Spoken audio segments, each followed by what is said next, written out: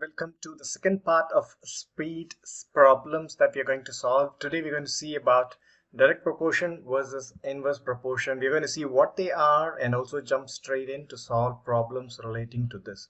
If you're familiar with these, you can skip the first part of the video and go straight to the problems. First, we're going to see what is direct proportion and inverse proportion and how to use them in the problems. So first let's take a look at a direct proportion. We are looking at a car which is going to be traveling at a certain speed. First, before we jump in, we want to make sure that we have the formulas as well. Distance is equal to speed times time, or speed is equal to distance over time. Time is equal to distance over speed. This triangle will help us remember the problem. And we are going to now see about how speed and distance are related to each other. How speed and distance are related, which means we have to keep the other quantity, which is time, to be a constant. So let's take an example where time is 1 hour. And what happens, or how is distance and speed behaving when the time is fixed? Now, to do that, let's draw a table of distance and speed. First, take a sample speed, let's say 40 kilometers per hour, and it's going to travel for 1 hour, which means the distance that is being traveled, that goes by this formula: distance is equal to speed times time, and we have speed is 40 and time is 1, so the distance traveled is 40 kilometers per hour. Now, that is a particular distance that you're going to travel, which is 40 kilometers per hour. Now, what happens if I increase the speed to 50 kilometers per hour? Apply it here, 50 times 1, the distance traveled becomes 50 kilometers. So that, again, if you look at it, it is increased. As the speed is increased, the distance also is increased. Let's take one more value. That is, let's say speed is 60 kilometers per hour, and what is the distance traveled? That is 60 kilometers, which again has the distance traveled is increased. So what we observe here is, as speed increases, the distance traveled also increases. And so in this scenario where as one quantity increases, the other quantity increases, then the two are directly proportional. That's the relationship between distance and speed. Now, what does that mean? As the speed doubles, let's say in this scenario, time is fixed, so we're not considering that. Let's say that speed doubles. What happens to the distance? The distance also doubles. That is, when the speed is times 2, the distance traveled also becomes times 2. The speed triples, the distance also triples, or it becomes 3 times. All right. And what happens if the speed halves or reduces in half? That is, if the speed is times half, then the distance also reduces in half and it becomes times half. So this is how two quantities work when they are directly proportional. And the other thing to note here is, look at here how they are placed in any formula. When you look at a formula, you can easily see how they are related. For example, distance and speed when they are across the equality symbol, distance is the numerator, right? Meaning if you're writing it as a fraction, it's distance over 1, and speed is also in the numerator, speed over 1. So since both of them are in the numerator, they are directly proportional. The same can be applied for distance and time, because they are across the equality symbol, both are numerators. Distance and time is also directly proportional. That doesn't hold for speed and time because they are on the same side of the equality symbol. So you can't say that same. We'll later see how to look at speed and time. Now here, speed is equal to the same equation I'm writing in terms of speed. Speed is equal to distance over time. Now you look at it, speed actually, although it's written here, it's a numerator on the left side of the equality sign. So speed over 1, it can be written as a fraction as speed over 1, where speed is in the numerator. Distance also is in the numerator. So speed and distance, they are connected, or how are they related? They are directly proportional. Whereas speed and time, speed is the numerator, whereas time is on the denominator, on the other side of the equality symbol. So speed and time, they are inversely proportional, which means if distance is constant for a fixed distance, as speed increases, what will happen? The time taken to cover the distance will decrease. So that's called inverse proportion, which we will see in the next slide as well. Similarly here, another form of this equation, distance, speed and time equation, time is equal to distance over speed. You see that time and distance, they are the numerators even in this formula. So looking at this formula, you can say that distance and time, they are directly proportional, meaning if the speed is fixed, right, the more time somebody drives, the more distance that they're going to cover. So that is what the directly proportional means. Now take a look at inverse proportion, because in this scenario we are going to discuss speed versus time, or compare speed to time. So we're going to keep the distance as constant, and in this case, to take an example, we will consider distance to be 100 kilometers. And with that, let's again draw a table for time and speed. The distance is 100 kilometers.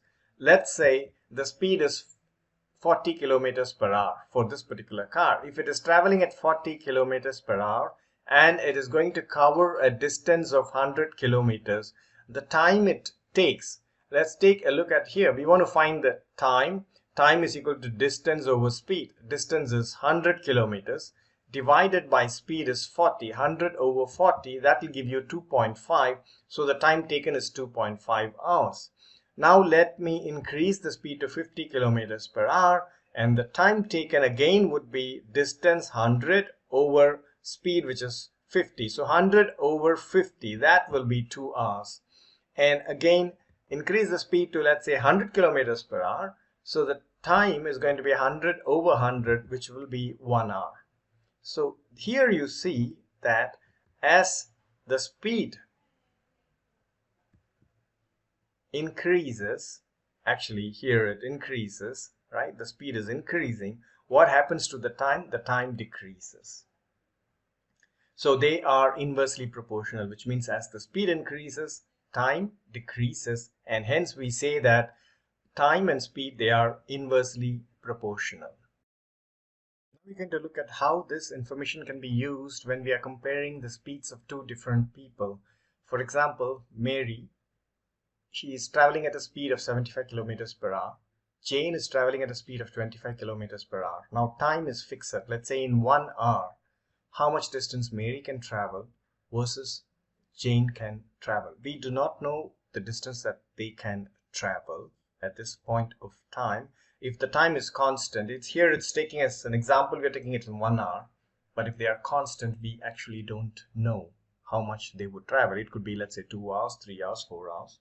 How much distance are each of them traveling comparatively? And if you take a look at that, see, with 75 kilometers per hour and 25 kilometers per hour, for just 1 hour, Mary is going to travel 75 kilometers and Jane is going to travel 25 kilometers. But if it is not just 1 hour, if it is going to be, we don't even know what time it is, and time is constant because both of them are traveling the same time, then how do we compare the distance traveled? To do that easily, we can use the direct and inverse proportion. First, let's say Mary and Jane.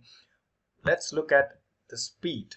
The ratio of the speed of Mary is to Jane is 75 is to 25. And as you know, when we want to find the ratio, we'll have to simplify this. So it becomes 3 is to 1 on simplification. Now, speed and what we want to find out, distance. Speed and distance, we know they are directly proportional. And since they are directly proportional, the distance traveled by Mary is to Jane. That ratio is also 3 is to 1. We may not know the actual distance with just this information if we don't know the time taken, okay? All we know is both of them are traveling for the same amount of time. If that is the case, then the distance traveled will be in the ratio 3 is to 1. Now we take the same thing. Now we are going to take the same speeds for Mary, 75 kilometers per hour, and Jane, 25 kilometers per hour. But we are going to make the distance to be constant. Again, unlike last slide, here we are not going to show what is the distance. It could be anything, but the distance is constant. You are asking them to travel a certain distance. So in this case, what would be the time taken by each of them? Because obviously you know that if somebody is going at a higher speed, they will take less time to travel or cover the same distance, isn't it? So now you go back and write Mary is to Jane. The speed is in the ratio 75 is to 25, or on simplification, the ratio of speed becomes 3 is to 1.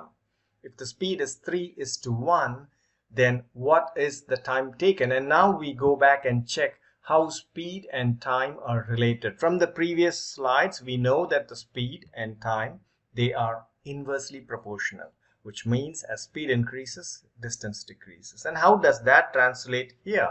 Here, the ratio of time would become 1 is to 3 because speed and time are inversely proportional. If the speed of Mary is to Jane is 3 is to 1, then the time taken by Mary is to Jane would become 1 is to 3. So we can use this information to quickly solve some problems. Let's see how to use them in solving one of the problems. Jason and Carl cycled from Westpoint to Spring Mall at 11 kilometers per hour and 8 kilometers per hour respectively. Jason left Westpoint an hour later than Carl and arrived at Spring Mall half an hour earlier than Carl. So how long did Jason take? So let's write down the information first that we know of. We know that Jason took 11 kilometers per hour. So that's the speed at which Jason traveled, and Carl was traveling at a speed of 8 kilometers per hour. Now in terms of time, we don't know how much time Carl took, but comparatively it says Jason left Westpoint an hour later and arrived half an hour earlier than Carl, which means in total Jason took 1.5 hours less time because he started late, which is an hour late, so that is less time for Jason, and he came early half an hour, which means another half an hour. So 1.5 hours less time was taken by Jason. Now with this information and what we learned in the previous slides about the ratio and how they are affecting, we can first go ahead with the speed is equal to distance time formula and then come up with the ratio of, let's say, speed for Jason and Carl. The speed ratio for Jason and Carl is 11 is to 8. I cannot simplify this further, so this is the simplified ratio that you can see here. So Jason is 11 kilometers per hour speed and Carl is 8. So the ratio of speed of Jason is to Carl is 11 is to 8. Now, what about time in this case? Now, how are speed and time related here? Speed is the numerator on the left side of the equality symbol and time is the denominator. So if this is numerator and denominator, they are inversely proportional. And if they are inversely proportional, here what happens? If the ratio of speed is 11 is to 8, the ratio of time taken would be the inverse and it's going to be 8 is to 11, right? So in other words, this is like 8 units. Time taken by Jason is 8 units and time taken by Carl is 11 units. And we already know that the difference in the time taken is 1.5 hours because Jason took 1.5 hours less time than Carl, which means the difference in this here, which is actually 11 units minus 8 units, is equal to 3 units. And that 3 units is equal to 1.5 hours or 1/2 hours. And 1 unit would be 1.5 by 3, and that is going to be equal to half an hour or 30 minutes. So 1 unit is half an hour. And take a look at how much time Jason took. Jason's time is 8 units here. So time taken by Jason is equal to 8 units, which is equal to 8 times half an hour, and that is equal to 4 hours. So this is, if you're going to use unit method to solve the problem, this is quite fast and can be considered as a shortcut because you're using the ratios and the proportionality to quickly draw up the time, the ratio of the time, and then solve this. The other traditional method is to use algebra, and let's see how to use algebra to solve this problem. So I've captured all the information as previously discussed. The speed of Jason is 11 kilometers per hour, Carl is 8 kilometers per hour, and for time for Jason is 1.5 hours less than that of Carl. So since we are using algebra, any unknown quantity will be represented by x.